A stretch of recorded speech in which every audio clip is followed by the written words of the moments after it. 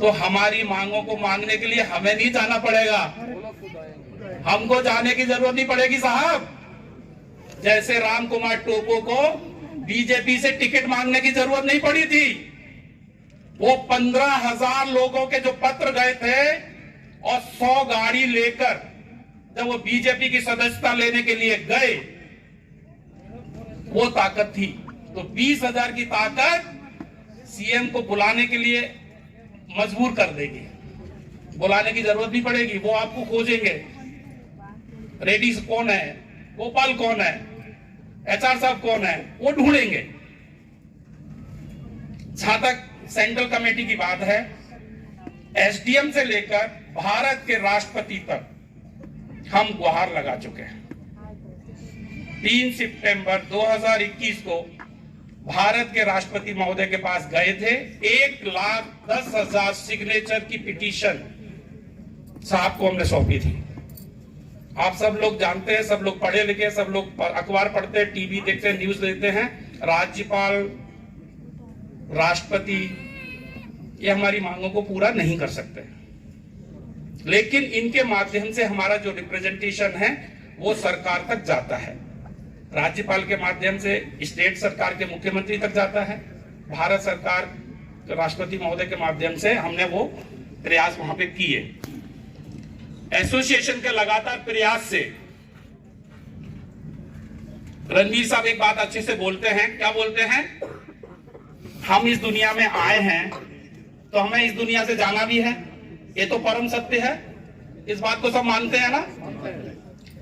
तो रणवीर साहब ने बोला, डीजी बीएसएफ थे श्री अस्थाना साहब, राकेश अस्थाना साहब को हमने पहली मुलाकात की और उन्होंने कहा साहब हमारी एक मांग तो कम से कम पूरा कर दो। बोले क्या चाहते हैं आप? बोले हम ये चाहते हैं कि मेरे यार का जनाजा शान से निकले। तो उन्होंने बोला इसका क्या मतलब है?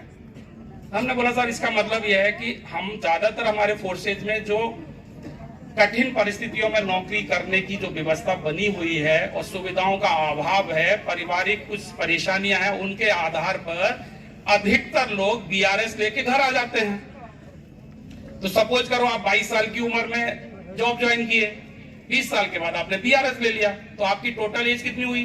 40 से और 45 के बीच में। और भगवान ने आपको उम्र बख्श दी 70 साल या 75 साल, तो आप मोहल्ले में बैठ के क्या करेंगे? बीड़ी पिएंगे, तंबाकू खाएंगे और गप मारेंगे, मैंने बीओपी पे ये किया वो किया। नया जनरेशन आपका मजाक उड़ाता है, कहता है यार इस गुट्टे ने कुछ काम भी किया था कि ऐसी फालतू बात कर रहा है। लेकिन उस अनुभव को वो जवान नहीं लेना चाहता, क्योंकि उसके दिमाग में तो फौजी शब्द घुसा हुआ है और हमारी क्या कठिनाइयां हैं वो उस जवान को, उस बच्चे को नहीं मालूम है, उस सोसाइटी को नहीं मालूम है। लेकिन जिस दिन मेरा साथी रिटायरमेंट के बाद इस दुनिया को छोड़कर जाएगा और फोर्स ने जो व्यवस्था की है, एसओपी जो जारी की है, उस एसओपी के अकॉर्डिंग जब बीएसएफ या सीआरपी के 10 जवान उनको सलामी देने के लिए आपके निवास स्थान पर आएंगे, तो पूरा मोहल्ला वो तमाशा देखेगा, वो नजारा देखेगा, वो भव्य नजारा उस बात का गवाह होगा कि मेरे यार का जनाजा शान से निकल रहा है। यह आपकी एसोसिएशन की सफलता का एक उदाहरण है। दूसरा उदाहरण क्या है? हम 2 फरवरी 2021 को एचआर सिंह साहब के नेतृत्व में भारत के गृह सचिव श्री अजय भल्ला साहब से मिले थे और वहां पे हमने उनसे मांगा था कि जैसे आर्मी का फ्लैग डे होता है, ऐसे हमारा पैरामिलिट्री फ्लैग डे भी हो। फ्लैग डे से हमें क्या फायदा है? फ्लैग डे से हमें यह फायदा है कि आम जन, जो जनता है, बिजनेसमैन है, उस फंड में पैसा देते हैं, उस फाउंडेशन में जो भी एक अकाउंट बनेगा और वो हमारी वीरांगना परिवारों को और हमारे हैंडीकैप जो लोग हो जाते हैं उनको काम आएगा। इसके ऊपर काम हुआ, हमने फॉलो भी किया। डीजी साहब थे सीआरपीएफ के श्री कुलदीप सिंह साहब, उनसे हमने मुलाकात में ये जिक्र किया कि सर हमने, और वार्ड के चेयरमैन भी डीजी सीआरपी साहब थे उस समय, तो उनसे हमने ये निवेदन किया कि सर आप भी एक पत्र लिखो।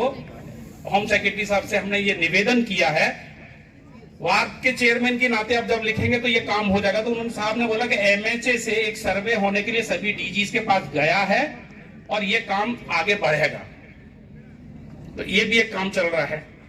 उसी दिन, उससे 10 या 15 दिन पहले भारत के प्रधानमंत्री जी ने एक स्लोगन दिया था। क्या दिया था? One nation one ration card, one nation one ration card. उसको हमने कॉपी करके क्या बोला कि one nation one ration card अगर हो सकता है तो one paramilitary one I card क्यों नहीं हो सकता? आज आप CLMS का चर्चा सुनते हैं। CLMS उसी एक स्लोगन की देन है। और मिनिमम 6 बोतल आपको हो गया, पहले 4 मिलते थे,